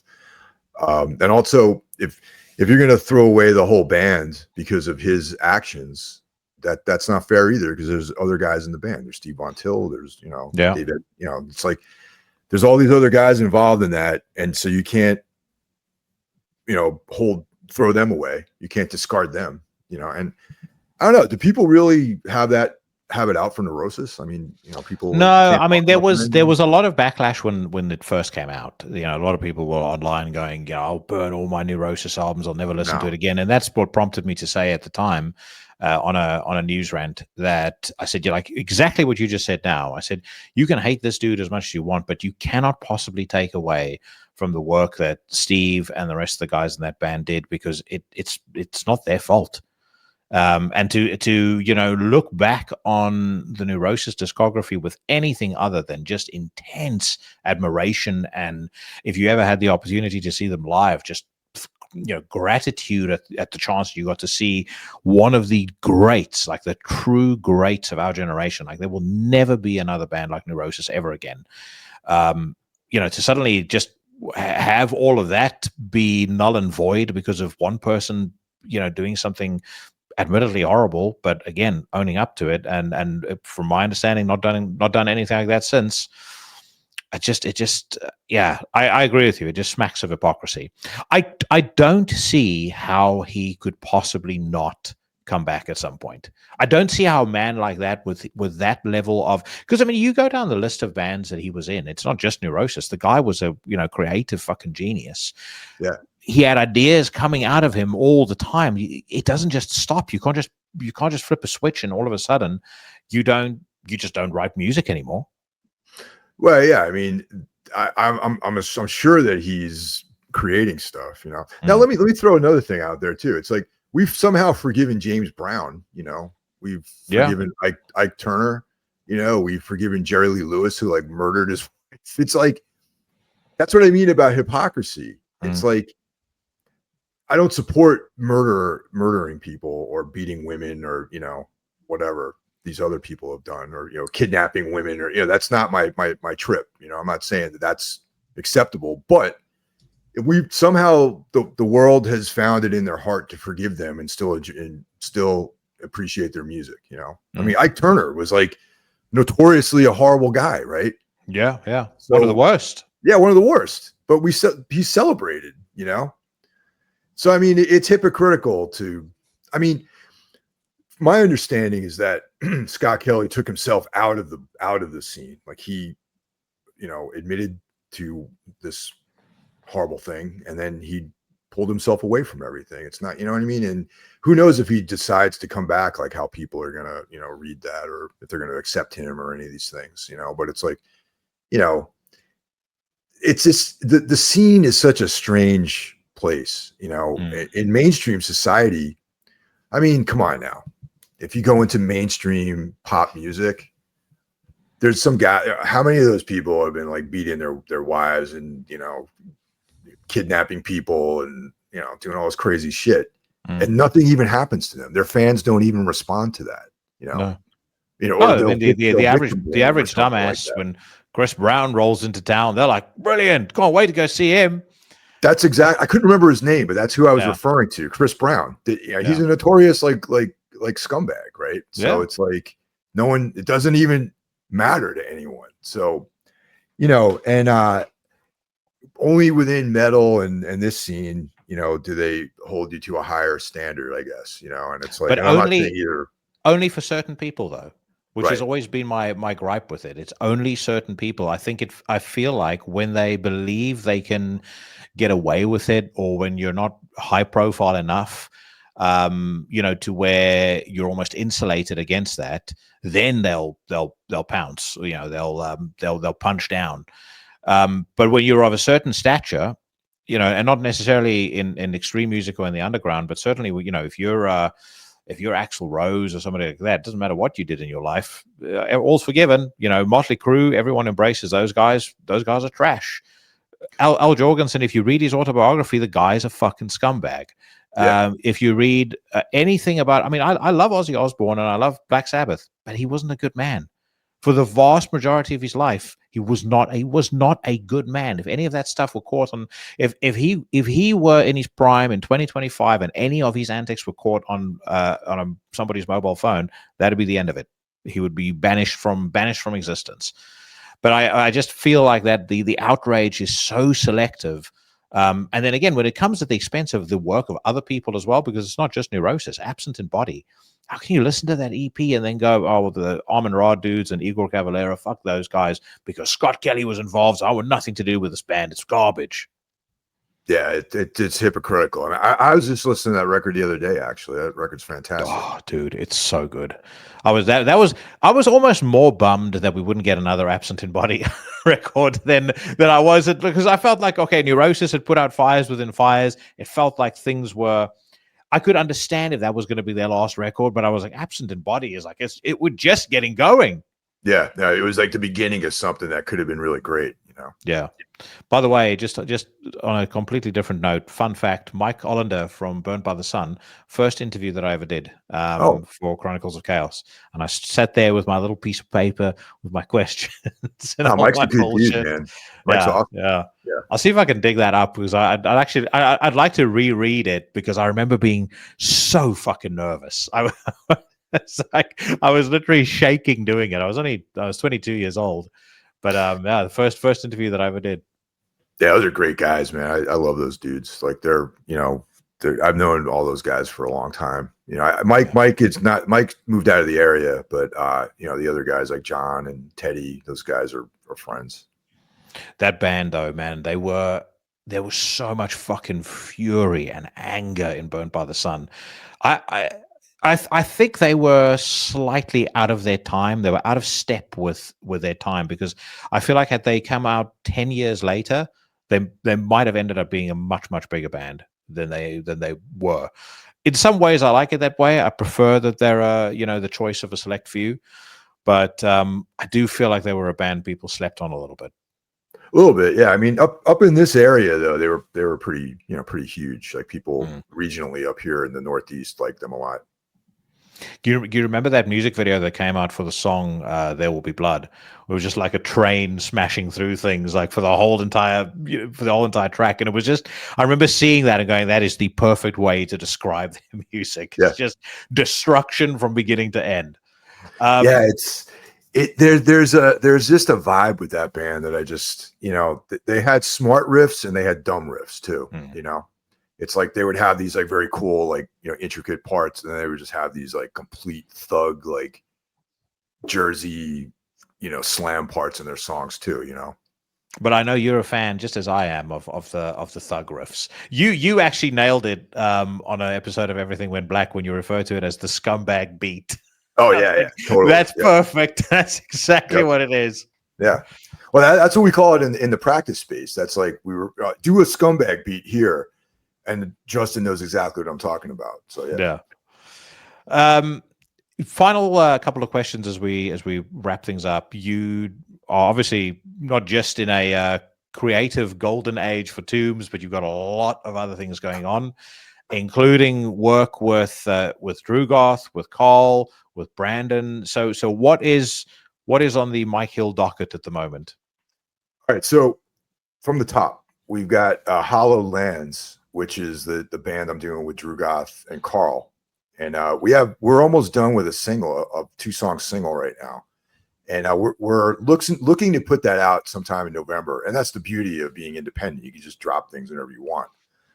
I'm waiting on Matt Prizzo and for the, to do the beats that Brandon's going to be using for the next Abraxas Horn stuff, which I just do vocals on. But I have, ideas, like vocal ideas that, some narratives and things like that I want to put into those songs.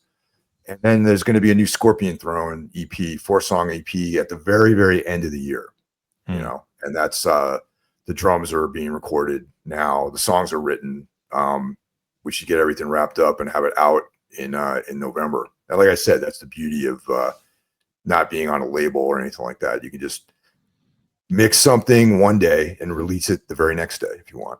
So is there anything that you love to do that you've not attempted yet, but that you might set for yourself as a goal in 2026 or 2027?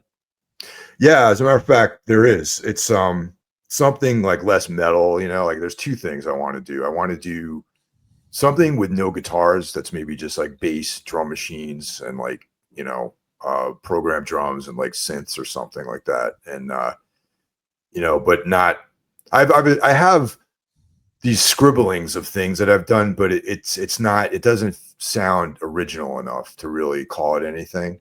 It's like rough drafts of ideas that have not fully formed just yet. And that's probably something that I'll be doing like next year. And the other thing I've been working on is acoustic music with sequence drums behind it. And that's something that, once again, there's a lot of failures that I've experienced with that. A lot of missteps, a lot of false starts. But I'm still hacking away at it. So we'll see, maybe next year something cool like will come out with that sort of feeling to it. And next year we've got to do, and this is now, I think, 15 months late. We must do our Everything Went Black episode discussing True Detective Season 2. I was just thinking about that the other day. Yeah. Yep. Yeah.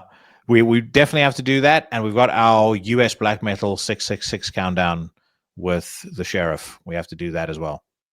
Yeah, I'm looking forward to it. Yeah, brother. It is such a pleasure to talk to you as always.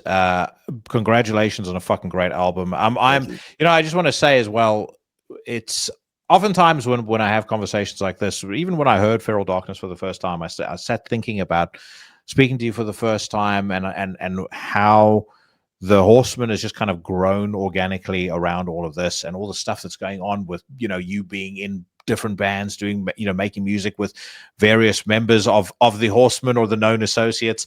It's really amazing to think how this is all just kind of sprouted up and it's just become our thing. Absolutely, man. I was just telling my wife about this too. I was just like, it's cool. We got this group of guys, like she's friends with some of the people too now. It's like Brandon, we went out for dinner last night and we were talking about Nicolas Cage and she was like, you know what? We should do a podcast. I should come on with you and Brandon and we should do our Nicolas Cage episode of our favorite films. And she literally just messaged him while we were out for dinner and Brandon was like, I'm all in.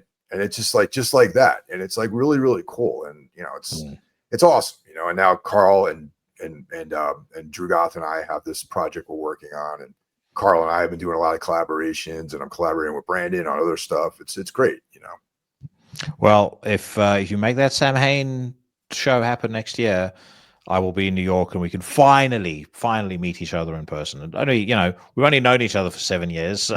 7 years. Yeah, that's right. Yeah, no, it's crazy to think that, but 7 years. Dude, thank you so much. Take care of yourself, brother. Cheers. Have a good weekend.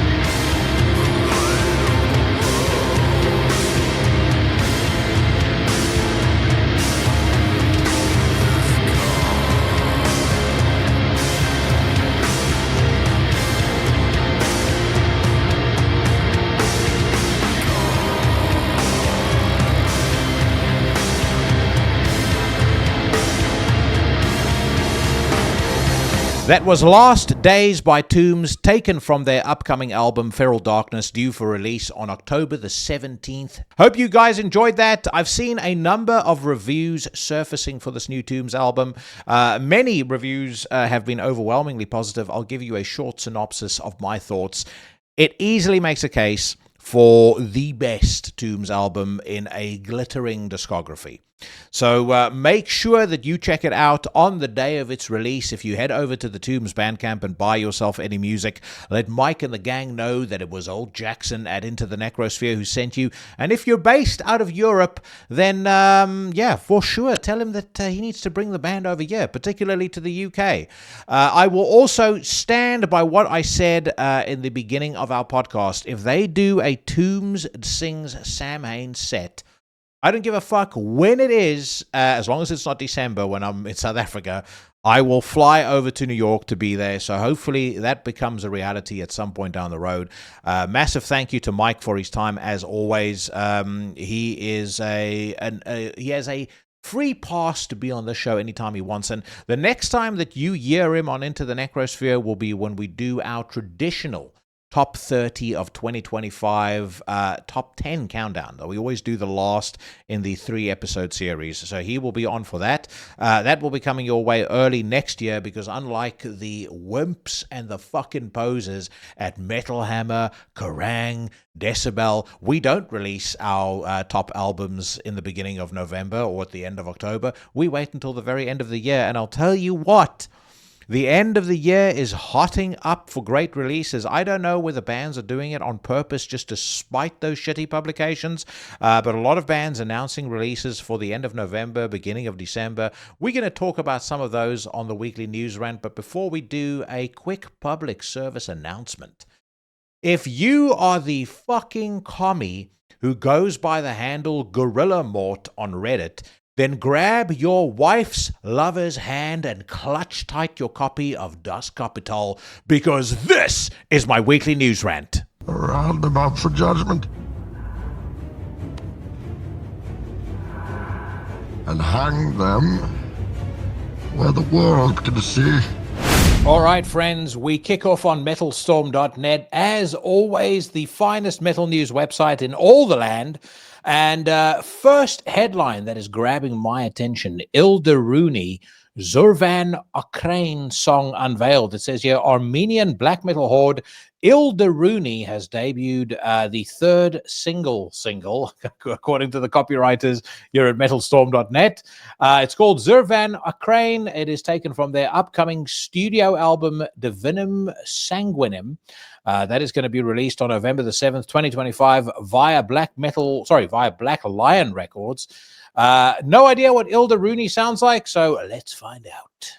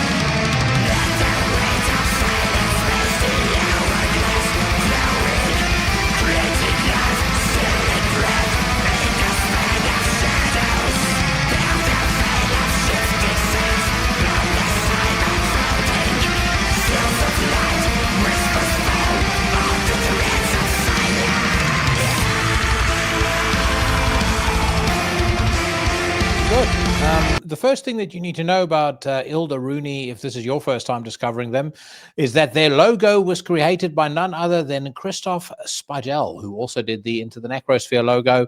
Instant plus points in the win column for them.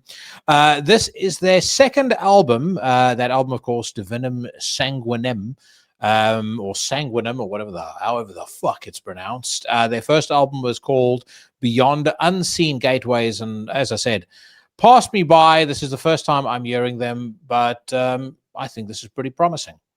Sounds a little like they are trying to bring early Dark Funeral, early Watain into the modern age.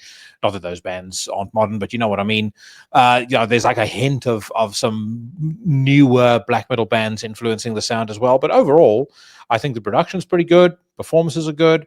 Sounds aggressive and heavy. Again, as I've said many times before on the News Rant, the standard right now is so high that I think it is very, very difficult for a band to do something that's gonna stand out above the rest. And we're going to talk a little later about what old Andrew Lee from Ripped to Shreds has done to try and get attention.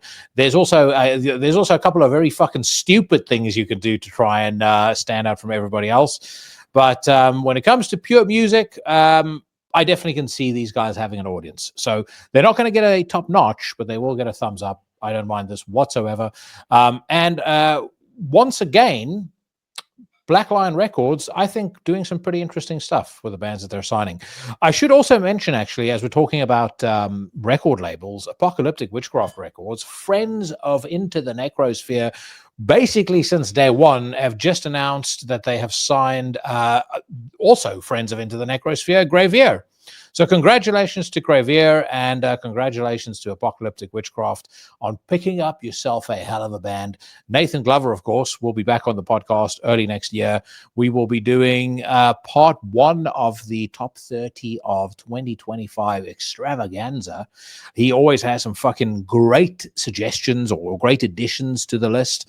And no doubt we'll find out. We'll get the skinny on when to expect that new Gravier album. I know he's got a bunch of other things cooking as well, and he's also, if you don't know, part of Gutter Prince Cabal, which that's definitely something that I strongly believe in. I think their mission is great, and they have already uncovered a number of excellent bands. So looking forward to that. Congratulations to Gravier, and great to see Apocalyptic Witchcraft. I think getting a little busier. I know that Connor from Apocalyptic Witchcraft had a couple of things going on in his personal life, became a father, which is fucking great. So I think that maybe slowed things down just a tad. But good to see that the momentum is back. That is a label that, in my view, captures or encapsulates everything that's great about the scene. Testament released music video for High Noon Signal. Not going to listen to that because we've already paid Testament a huge amount of attention on the podcast. But safe to say, this new Testament record is a fucking beast. Parabellum is its name. I have already listened to it multiple times. I'm probably going to be blasting it all the way to Arizona and all the way back to the UK and probably throughout the week. Definitely one of their best outings, I would say, since Dark Roots of the Earth. And I would say potentially even a little bit more consistent than that record. It's really fucking good. If you're a Testament fan, do not sleep on it. And if you have been sleeping on the band, if in your mind, the only Testament albums worth a damn are the first 3 Testament albums, I'd say go back to this one. You might just be surprised. We also have the news headline here confirming that Aaron Stainthorpe has parted ways from or with My Dying Bride. Now, the band released a statement here that reads, "My Dying Bride have decided to part ways with vocalist Aaron Stainthorpe. Please understand that this decision does not come lightly. Hence, our initial and painful silence while we gathered our thoughts and carefully considered our response to the disengaged, eerily abandoned state we suddenly found ourselves in. Our collective decision to move forward without him is not something we thought we would ever be forced to say, but to ensure a continued legacy for what we hold dear to our hearts, we simply have to move past this. While change can be difficult, we are doing our best to bring this new chapter forward with powerful positivity. My Dying Bride are not on hiatus. We were never on hiatus. this. However, we do genuinely wish Aaron all the luck in the world in his new solo endeavors. I would say that last sentence feels a little salty to me. And I don't necessarily think, unless Aaron's about to announce a bunch of stuff that, I wasn't aware of. High Parasite is not a solo project. And really, some people might expect me, based on things I've said before, to be, mounting a impassioned defense of Aaron Stainthorpe. And I'm not going to do that. I don't know. I maybe know 7% more than the average person about what's gone on behind the scenes. I will call it as I see it. I think that Sean McGowan from My Dying Bride, it needs a bit of an attitude adjustment. He posted some shite in response to a meme that Aaron Stainthorpe posted, and I'm going to see if I can try and find the photo here. Doesn't seem to have backed up to my Google Photos account, so forget that. But either way, he posted some fucking snarky nonsense on Aaron's social media in response to a meme that Aaron posted. And of course, he seems to have a bit of a track record of doing that sort of thing. So that's a side beef. Overall, though, if you take any personal feelings or preferences out of the equation, simply go onto the My Dying Bride Instagram and look at the response to the news. You will have to agree with me that this is a ridiculous and foolish idea. They would have had way, way more goodwill if they had said, we're putting My Dying Bride on hold. We're starting a new band with Miko from Swallow the Sun. We're going to do our own thing. And who knows, perhaps at some point we get back together with Aaron and we make another My Dying Bride album. They've not done that. I do believe that the vast majority of My Dying Bride fans, why do I keep fucking their name up like that today? My Dying Bride fans will not accept the change. And I think if you had to ask me, gun to my head, make a prediction about what's going to happen with this band, I will say in 2 years from now, Aaron Stainthorpe will be back in the band. On the year of our Lord, the 12th of October, 2025, at 6:55 p.m. as I'm recording this, I said it. I said it and I meant it. Aaron Stainthorpe will be back in this band inside of 2 years. And if it's not inside of 2 years, it definitely won't be. They will not finish as a band. Like, they won't come to an end as a band without at least one more Aaron Stainthorpe album. But, as things stand right now, again, we'll have to wait and see. I personally, as I've said before, I do not accept this band without Aaron as the vocalist. I have a connection to his voice and to his lyrics and to his style. And I do think that a lot of fans agree with me. My Dying Bride is just one of those bands. You have a very personal and very intense emotional connection to their music if you like them, if you're a fan. And there is just not anybody else that can give voice to that like Aaron can. He could be the biggest asshole on the face of the earth. Not that he is, but you know what I mean. It doesn't make any fucking difference. So that's my take on that. We'll have to see what happens. There's a couple of people, of course, when you comment on the socials, there's a few fucking morons that jump in and, call you names. Not me, but people that I know call you names, act like dicks. I don't know whether they think that if they butt lick enough, they might get a free T-shirt or a fucking, guest pass or whatever bullshit. But I'm not surprised. That's just how people are on the socials. So. Moving on to some more music. Blood Red Throne deliver a new track. Blood Red Throne are premiering a lyric video for Husk in the Grain, the newest preview tune of their forthcoming studio album, Slitskin. A very workman-like band, this. I might have mentioned that on episodes gone by. Last record they put out, I wasn't particularly impressed with. As a matter of fact, I think it was really only the first record that they put out that was of any interest to me, and I actually bought that CD. I think it's called Affiliated with the Suffering, if memory serves me correctly, and that was pretty cool. That's actually their second album. Monument of Death is their first album. But yeah, Affiliated with the Suffering, I remember being an album that I liked. It was partly because of a former member of Emperor being part of it. That was really the main draw. But since then, I mean, they're hard workers. There's absolutely no doubt about that. I mean, I think this is their 3, 4, 5, 6, 7, 8, 9, 10, 11, 12th album. So they're not fucking sitting around jerking off. They're out there making music, but they have yet to really impress me. They've yet to do something that I sit back and go, "Fuck, this is a band befitting the pedigree of the people in it." You know, if you understand what I mean. So on that note, I'm going to shut my mouth. Let's hear what Husk in the Grain sounds like.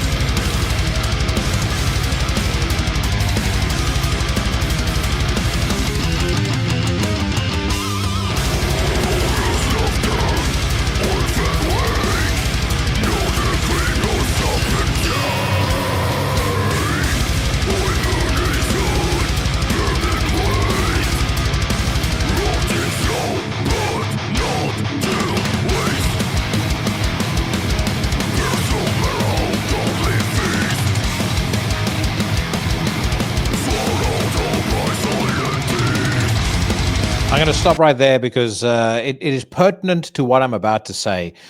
The song isn't bad, but it feels to me like some cooler parts glued together with just some fucking mediocre recycled nonsense.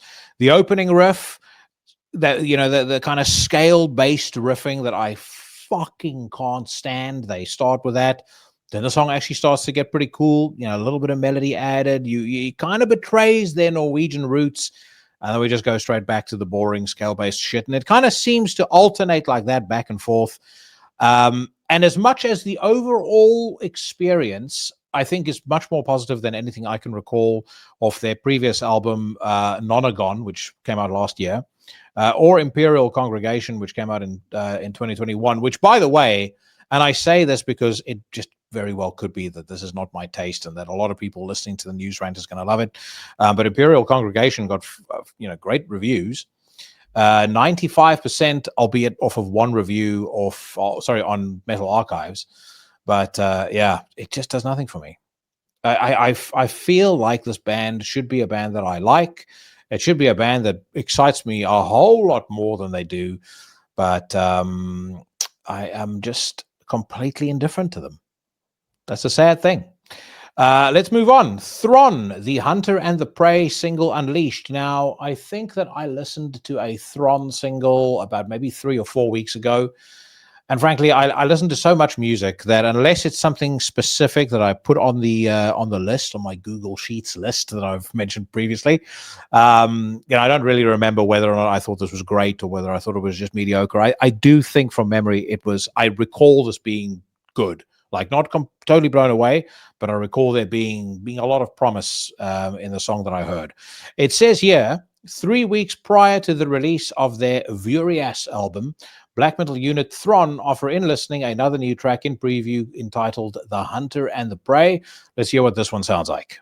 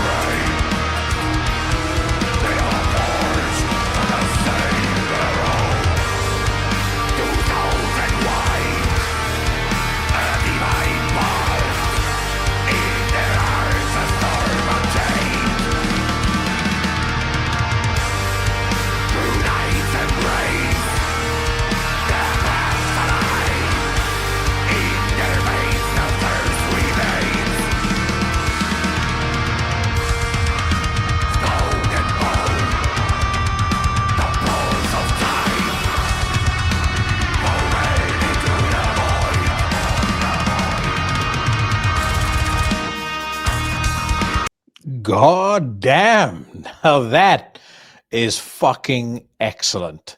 That is the tits, as they say.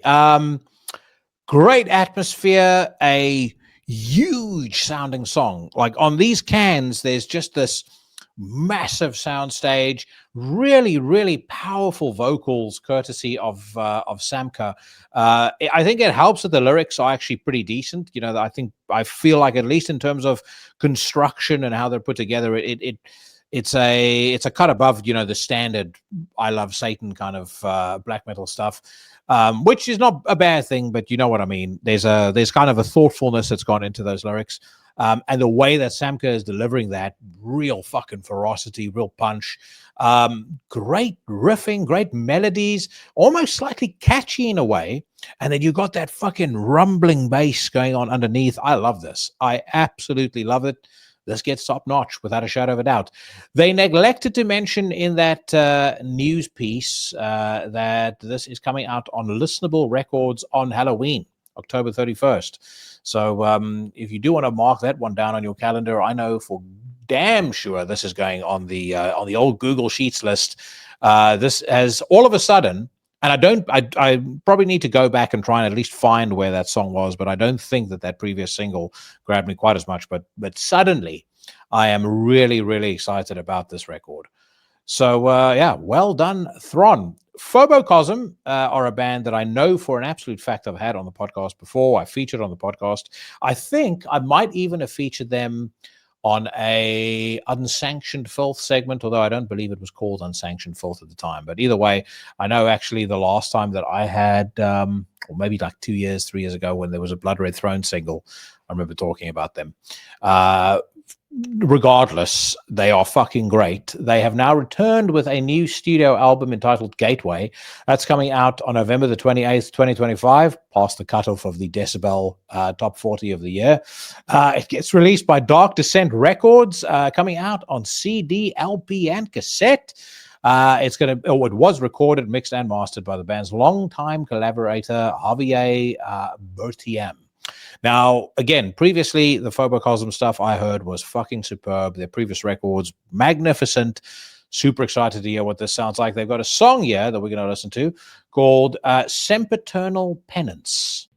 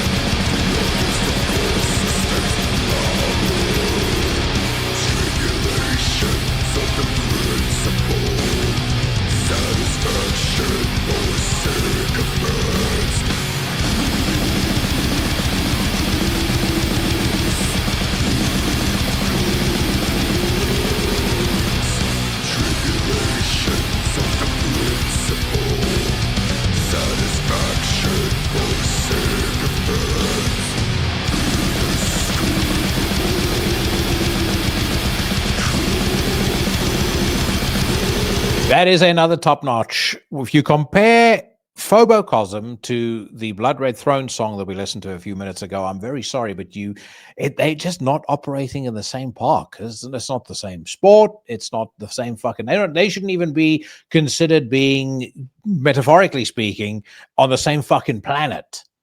That is brutal, brilliant, dark, crushing, punishing death metal. I absolutely fucking love it. By the way, I was verifying while I was listening to the song whether or not I'd featured them on the Unsanctioned Filth segment. The answer is no.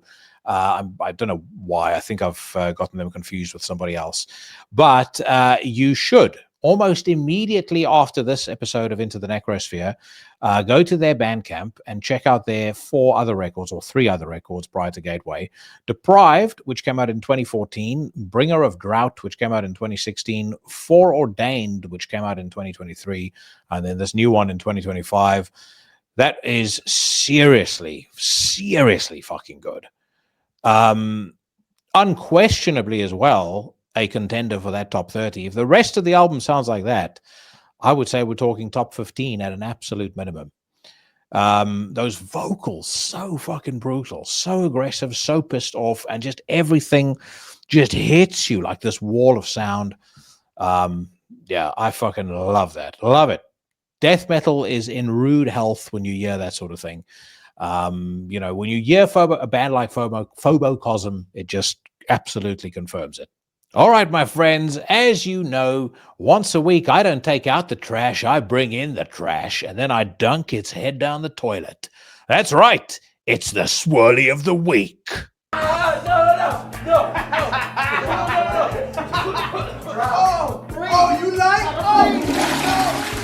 Last week, Mike Scandano and I took a YouTuber named Endless Cemetery to task over statements that he made on a video on his channel about the Metal Threat Festival. Now, specifically, Mike and I agreed that while Endless Cemetery and anybody who shares his opinions has every right to dislike a band, and any of the shows or festivals or even record labels that are affiliated with or features this band, they do not have the right to impose or prescribe their views on others. Mike and I both made it clear that we weren't fans of bands like Argus Slent or Graveland, certainly didn't agree with any of the shall we say, questionable messages that they have shared in their lyrics over the years. And we also made it very, very clear that we have nothing but contempt for fascism. The thrust of our argument was ultimately, in my view, relatively benign. Listen to what your conscience allows you to and butt out of other people's lives. 20 years ago, that kind of non-censorious position was standard in the metal scene. But times sure have changed in 2025 as a Reddit user named Gorilla Mort, or U/BTV5U789, proved when he took to the Paradise Lost subreddit and posted the following. Nick Holmes appeared on a far-right podcast. And I'll share it here just so you can see what I'm talking about. There we go. Now, I'll admit, when I first saw this, it made my blood boil.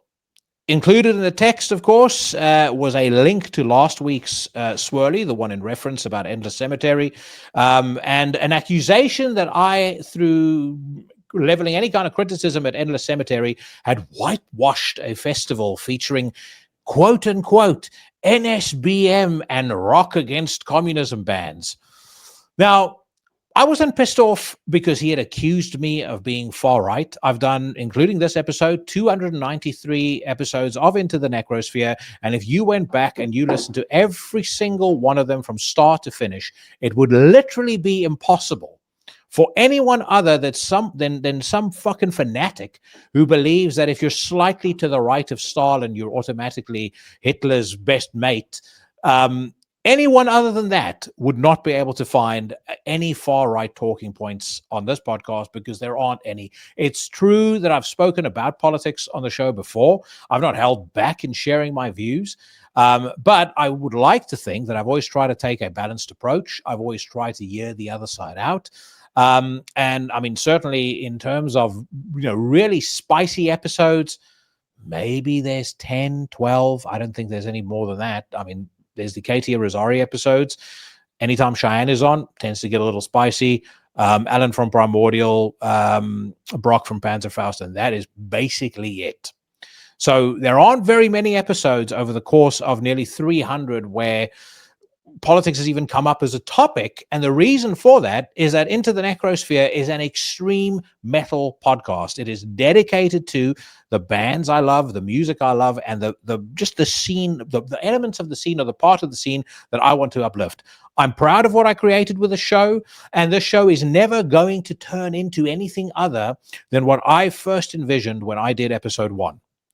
The reason why I found Gorilla Mort's ridiculous accusations so fucking infuriating was because instead of coming to me with facts, with logic, with a coherent argument, he attempted instead to implicate the singer of a high-profile band, in this case Nick Holmes from Paradise Lost, who had come on this podcast in good faith, in some sort of fucking cancel mob pile on. It didn't matter to him that I had mentioned hating fascism like literally 3 times in less than 5 minutes of that segment. He just wanted to tarnish Into the Necrosphere's reputation and prevent other guests from wanting to come on the podcast in the future. It's very, very obvious what the intent was. Now, why was this? If you go onto his Reddit user history, it offers multiple clues as to what might have irked him. He is active on multiple pro-communist subreddits where he, posts all sorts of fucking drivel. And of course, aside from fascism, on last week's Swirly, I made it clear that my hatred for communism is virtually bottomless. I called it, and I stand by this and always will, the most lethal, destructive ideology to ever blight the human race, because it is provably so. It is also an ideology that attracts pathetic, sniveling cowards like Gorilla Mort, who hides behind an anonymous account on Reddit and who ultimately, by the way, ended up deleting the post entirely when others on the subreddit took him to task. So from my end, I would like to thank the people on Reddit who at the very least questioned him, demonstrating that they operate at intellectual levels leaps above Gorilla Mort, which is to say higher than 37. I would also like to say thank you very much to the Legion, who when I posted about this on Instagram, immediately saw this fucking pathetic, feeble attempt for what it was, a cowardly and sniveling ploy hatched up by one of the biggest pieces of trash I've encountered in my 45 years on this earth, and one which, like most things in this person's life, has failed. And this piece of trash, my friends, on this occasion, faces not only an atomic wedgie, but a Melvin and a 3-dunk Swirly, and that, my friends, is the Swirly of the week. Back to some music. Gate Creeper have debuted Mistaken for Dead music video. Death metalers Gate Creeper, it says here, have unveiled a new music video for Mistaken for Dead, the song of their latest full-length Dark Superstition. The clip was directed and edited by Seth Bonzo. Let's hear what it sounds like.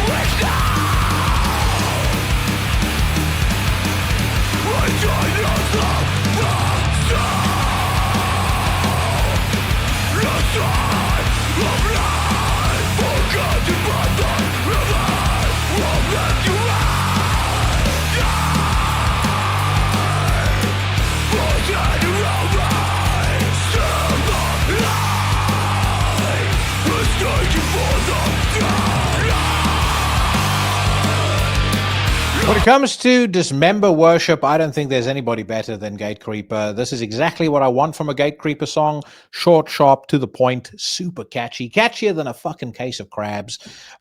Everyone in the band sounds on top form. I fucking love it. That album, by the way, I really like as well. It's most definitely worth your time. If you like that kind of music and you have completely and utterly worn out your copies of Like an Ever-Flowing Stream and Indecent and Obscene, I strongly recommend it. We've got another news headline here. Mayhem European tour dates confirmed. They're actually touring with Marduk and Immolation right here in the United Kingdom next year. That is going to be a fucking hell of a show, and one I'm going to try and get to. Might even see, and I mean, this might just be total pipe dreaming, but I might even see if I can try and get a Marduk interview lined up for that. I'm pretty sure my man Cheyenne is going to be trying the same thing. So maybe if it's maybe if time's limited, we can even do it as a double act. I don't know. We'll see. We've got Witcher posting a new song. Hungarian atmospheric black metal duo Witcher has premiered Jelhozo. This is the second single from their upcoming studio album, Orklet, which will be released by Philosophem Records, as well as Beverina Productions on November the 4th, 2025. Let's give this one a spin.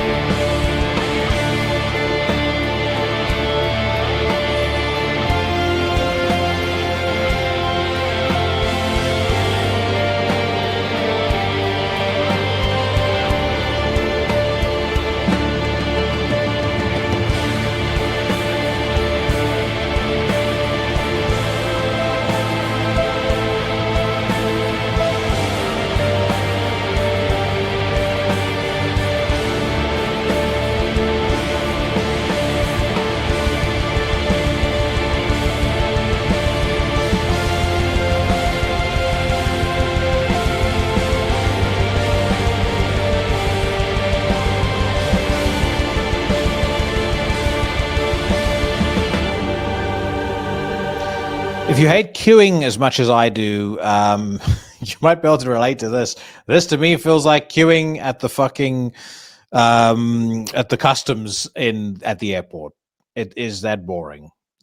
I get what they're trying to do here, build an epic atmosphere, layered synths, blah blah blah, but it just doesn't work. It doesn't work to such a degree that I think we instantly, because I can already tell that Metal Thread won't have this in their headlines this week, we have to grab us a little palate cleanser. And what better than to hear the brand new song by Darvaza? So Darvaza announced last week that they are releasing a brand new album called We Are Him. That comes out on the 5th of December through Territor Possessions. Basically, when Darvaza put out something, it's guaranteed to be in the top 10 of fucking any year that they do it. Their last album was a fucking masterpiece. I still go back and listen to it frequently. And so when I saw this is coming out, I was just a tad excited, as you can probably tell. The new single is called Blood of No One. If you don't know this band, then prepare to be dazzled.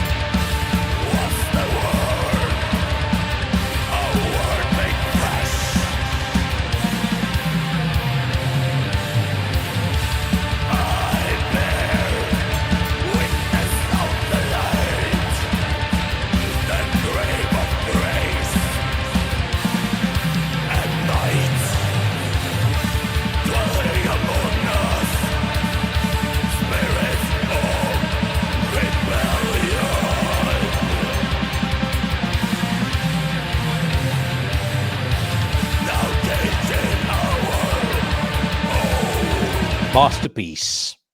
That is what masterpiece black metal sounds like in 2025. There's something so filthy about that opening riff, just like playing like you want to beat fucking half the room to death. And then you've got Wrath stepping in with those vocals. Wrath, of course, aka Bjorn Holmedal. The list of bands that this guy has been in is, I mean, fucking astounding, frankly. Ritual Death, Nightshell Drapus. You probably already know this, by the way. Behexen, Celestial Bloodshed, Chaos Ritual. He was in Chaos Ritual and Celestial Bloodshed. One of the best, as far as I'm concerned, and he proves it on that song once again. That is fucking fantastic, beyond top notch, and I cannot wait to hear what the rest of this record sounds like. If this is not in my top 10, I will be amazed. It'll have to be one of the most astonishing years, musically speaking, that frankly there's ever been. So yeah, that is how strongly I feel about that. As soon as I heard that song, I was just absolutely floored. Fantastic. Sad news here. Anthropomorphia, former guitarist, has died. Dutch death metal band Anthropomorphia shared news that their former and original guitarist Vincent van Bokstel has passed away. He was part of the band for 10 years. Condolences to his friends and family. I'm not overly familiar with the band, but as we've said previously, it is shit that we have to be sharing news like this week in and week out. There was some light, or there was a silver lining around some of these deaths, in that Ian Watkins of the band Lost Prophets kicked the bucket.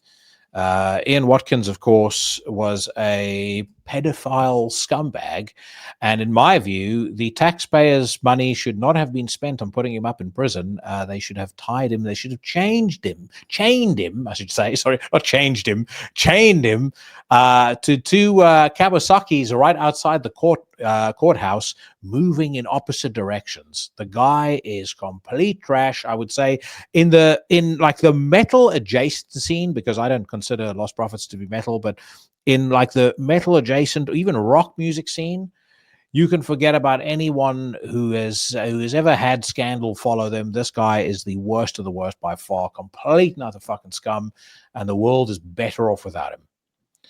All right, we got a couple of things that we touched on last week. I actually missed a few bits, which is why I'm going to go back a couple of days. Amiensis, the Peak of Denali track debuts. Minnesota-based melodic black / progressive metal unit Amiensis put out a brand new standalone single entitled The Peak of Denali. Let's hear what this one sounds like.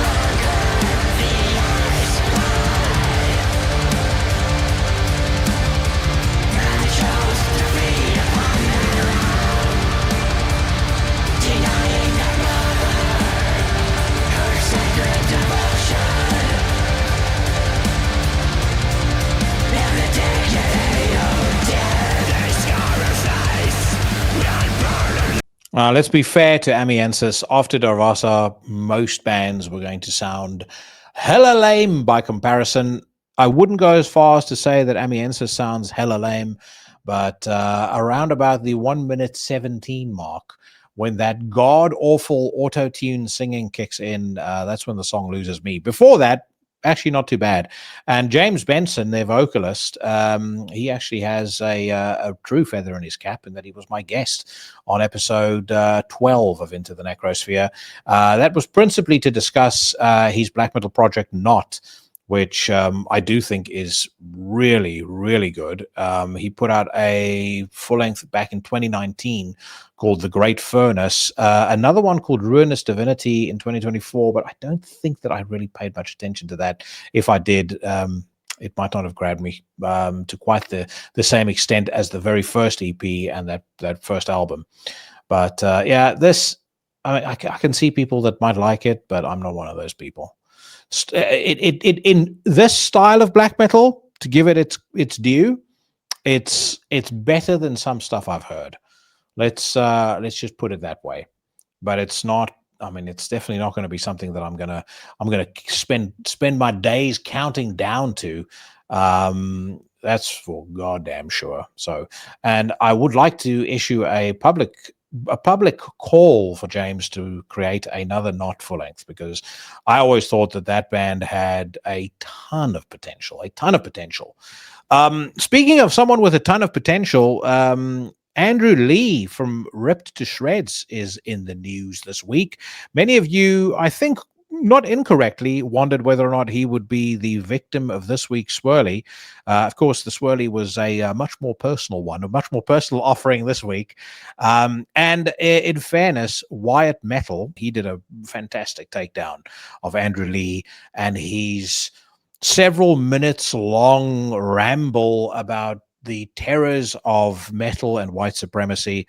There's not a huge amount that I want to add to it. Or certainly not add to Wyatt's takedown of the video, but I will say this. In the wake of Andrew calling out Paul Speckman and Master, and in the wake of the subsequent revelations that he's co-owns a record label, and again, I speak under correction on this, but he co-owns a record label that released some music featuring somebody who used to be in Argos Lent, etc. All of this sort of thing has, leads me to the conclusion that if I were a band manager, if I were a business advisor to any band in this scene, it would be that you steer fucking clear of Andrew Lee. He is not somebody that can be trusted. He has clearly demonstrated it. Even the tone of some of what he says on that video of his, if you get between all the logical fallacies and just the complete and utter nonsense, he kind of hints at throwing people from the old guard under the bus. So if you're a band and you take this guy on tour, there's no guarantee anymore that something said in jest, something that was meant as a good-natured joke, gets taken completely out of context and weaponized against you several years later. Ditto for anybody running a promotion agency, a record label, doing a festival. He's just not a guy that you can do business with, not in this day and age. And it's a shame, because Ripped to Shreds, and this is why I mentioned the word potential, because Ripped to Shreds had a boatload of potential. I featured one of their songs on the podcast. I think it was back on episode 206, called it Top Notch, because I liked it very much. There was a lot of positive sentiment towards Andrew Lee and towards Ripped to Shreds. And I'm afraid he's gone and blown it because he's a hypocrite. If even Metal Sucks is effectively calling you out on your BS, you've messed up somewhere. And listening to that video, tell me in the comments if you guys think I'm wrong.